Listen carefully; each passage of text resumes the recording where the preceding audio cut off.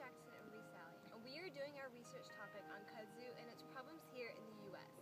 In this documentary, we will be addressing the good and bad of kudzu, investigate primary and secondary sources, and state possible solutions of controlling it. Kudzu was introduced to the U.S. from Asia in the late 1800s. When it was brought here, the intended purpose was to control erosion. But as it adapted to our environment, it started spreading quickly and taking over all land in sight, causing problems for farmers, homeowners, and businesses. Kudzu does have its benefits though. Because the plant has fast-growing roots, kudzu is very good for erosion control in places that need it. Kudzu is also a nitrogen-fixing plant, which means it makes nitrogen found within the soil that is beneficial to other plants. Not only that, but kudzu contains several medical chemicals like daidzein, which fights inflammation and microbial infections. Unfortunately, kudzu does have its disadvantages. It has been a major problem for many people, not only here in Polk County, but in many other places in the U.S. It crowds out native species that live here and smothers them under the weight of the vine, which also blocks sunlight from reaching them. The decrease in plant species causes a decline in native animals because herbivores rely on those plants for food. So the question is, what can we do about it? Well, there are many ways we can attempt to eradicate it, or at least reduce the amount of kudzu.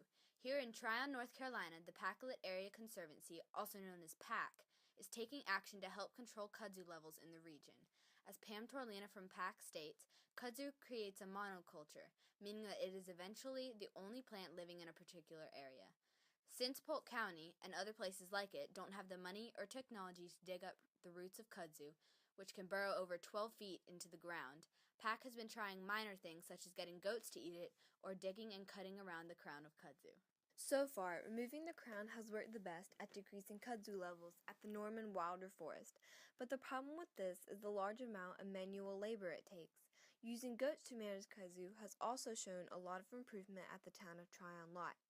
They are effective in almost any location or terrain type, they are cost efficient, goats are environmentally safe, and they do a good job of clearing large areas of kudzu-filled land and fertilizing the ground. Herbicides are also used to keep the kudzu vines from growing back in areas that PAC has already cleared. The places that do not have the money and advanced technology to get all the way down to the root of kudzu can harvest it to make bioethanol. So as you can see, kudzu can either be very useful or very damaging. It all depends on the ways in which you decide to use or control it. So ask yourself this now: how are you going to help manage kudzu in your